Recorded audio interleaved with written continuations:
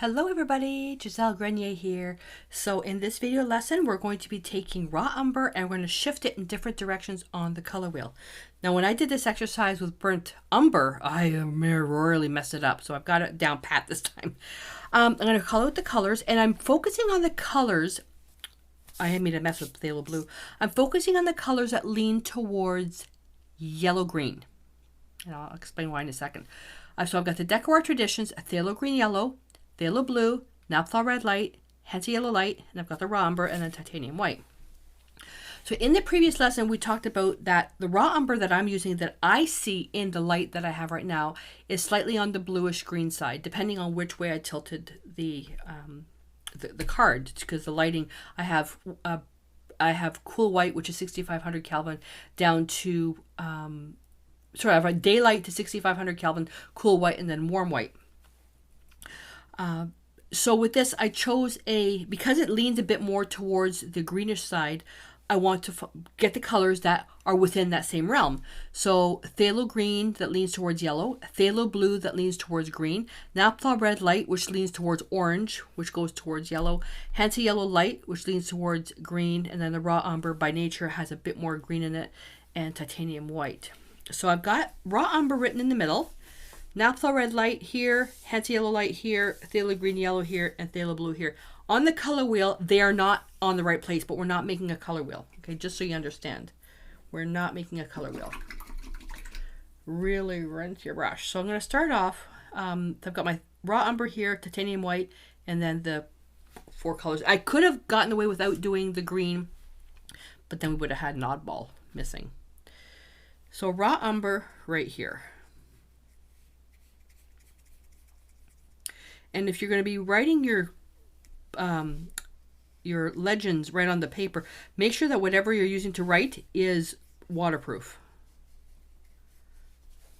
All right, let's just take some white and I'll just put it right here.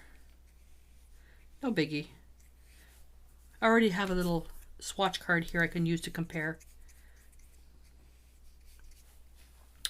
Okay, rinse the brush. So now what we're going to do, we can start off, let's see. Let's go this way. Let's start with phthalo blue. So we're going to take raw umber, go over here. We're going to add a little bit of phthalo blue to, oh, chaos here. Rebel, it doesn't want to come out. So we're going to add a little bit of phthalo blue to the raw umber. Too much phthalo blue. And then we're going to go this way. So remember the value scale that we did before? So we're taking raw umber and we're going towards phthalo blue. And then what you'll do is you'll add white underneath so you can see the true underlying color. I still think this is too much on the phthalo blue. Take white, add it here. Oh yeah. Yeah, that's way too much. So I'm going to add a bit more raw umber to that. Not going to worry about this one because we can't see it. That's better. So when you're shifting raw umber on the color wheel, and I'm going to focus on this again, it's great for underpainting, and this is where you can turn around and change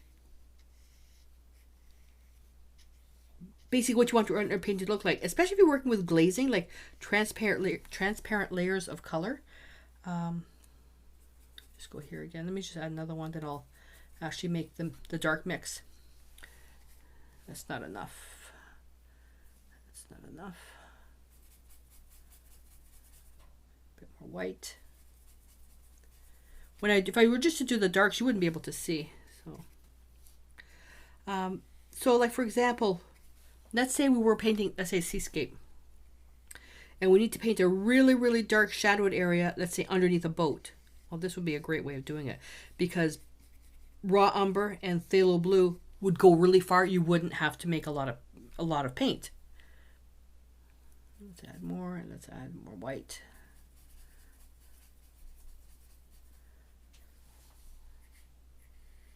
Look at that. Just think how much money you'd be saving. This phthalo blue goes so far.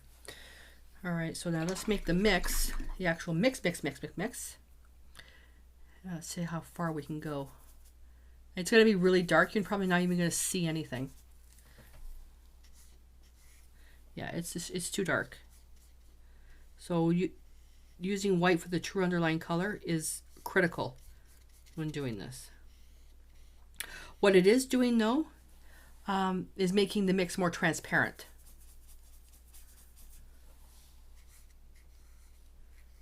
Look how dark that is. But you can definitely see the blue undertones.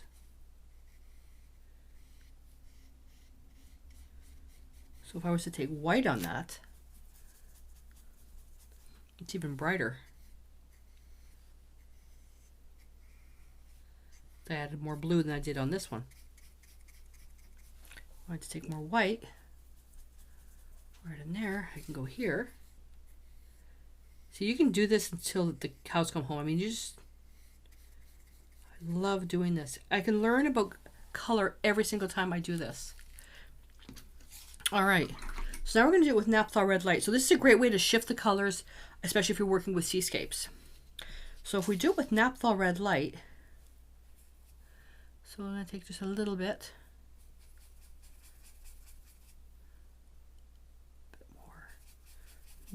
Not too much, because that really overpowers.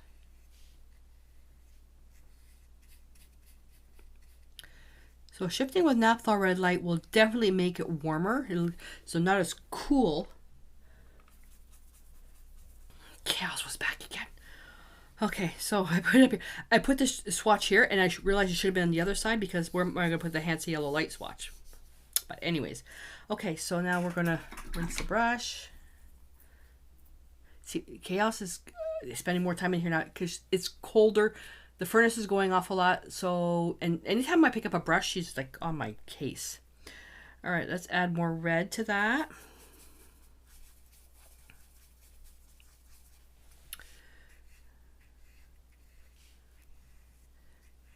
And this is where you're going to start seeing a lot more of a shift. And now the bonus for you is if you were to do this with like a red that leans towards orange and a red that leans towards blue, both greens, both blues. But don't worry too much about that, because when we create our hue string, you're going to see it there anyways. So just pick. No, don't do the bonus. Your assignment is going to be to create this shift only using 4 colors. So you're going to use your green that leans towards yellow, a blue that leans towards green, a red that leans towards orange, yellow, and a yellow that leans towards green. That's your assignment. And we're going to add the white, which you really then see. Look at that. Although this particular mixture here I wouldn't use a lot in portrait painting. No, I wouldn't use this one a lot in portrait painting, but it would come in handy, let's say, if you ran out of paint. I think I'm speaking of running out of paint here. It really warms up.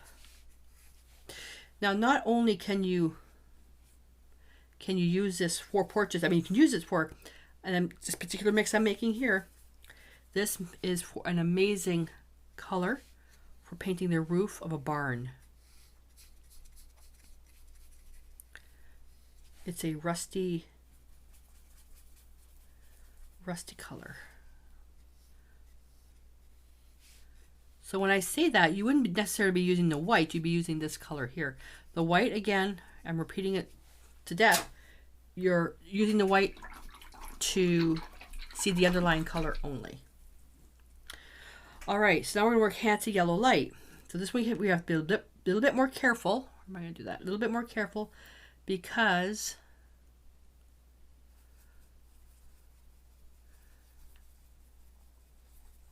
it's transparent.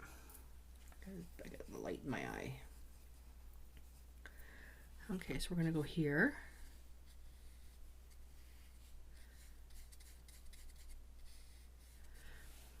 And this is where I screwed it up. And let's just put it here.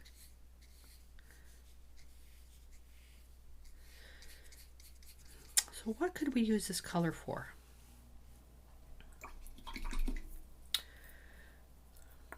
could we use that color for? Let's go a bit more towards the yellow now. A bit more.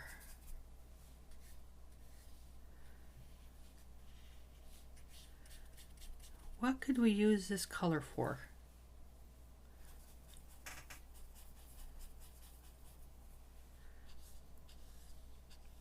When you add the white, it's really pretty. It dulls down the yellow. It's not as intense, which is something that's hard to do when you're working with hence a yellow light, because they're transparent. So it is another hair. It is strong. Cadmium, if you're working with the true cadmiums, they're opaque. They're single pigment and then they're opaque.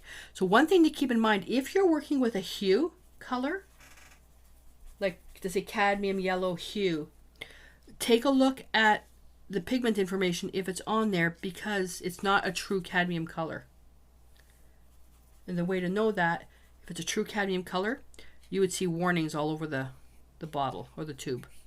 And it would be very expensive if it was a pure cadmium color.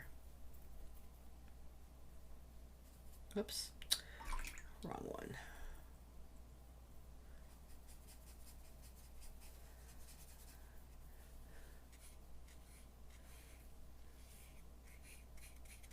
There we go. Not a fan of that. I'm trying to think of what I would use that mixture for. Okay, so there's a pop quiz question for you. I know where I would use this. I know where I would use this. I'm going to pretend I don't know where to use this. Where do you think you could use this color? The raw umber with the white shifting towards that yellow to brighten up the raw umber. Where do you think you can use this? Here. And now we're going to repeat the same thing now with phthalo green, yellow. So I just put a little bit in there. I don't think if it's going to be enough. I have no place to shift this.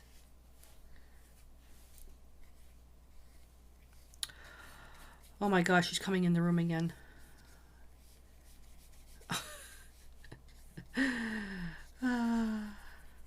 Okay.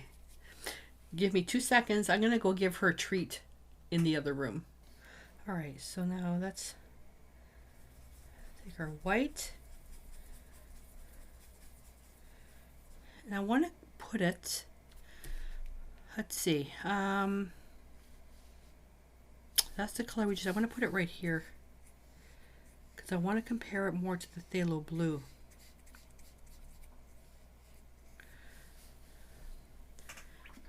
Okay.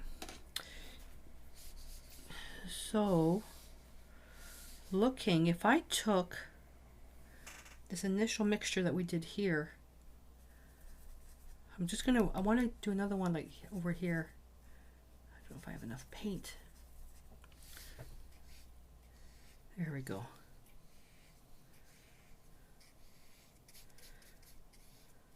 So you can see just a little bit of the difference there. The phthalo blue really leans towards the green, but the raw umber with the phthalo green yellow, not so much. I could, because I didn't quite add enough phthalo green. Let me add a little bit more. Gotta be careful how much you add. You want to add enough to make a difference.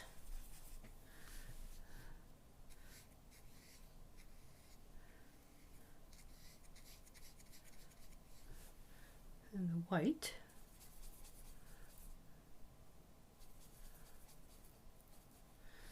Let's put that here. So you can see how closer it's going to the green. See, just a slight more towards the green, whereas this is slightly more towards the blue. So they're close in the intensity. It's just the way it's shifting on the color wheel. Now let me, while I have the paint in my brush, let me just shoot. It's this one here. A bit more green. I want to make it really stand out. There we go.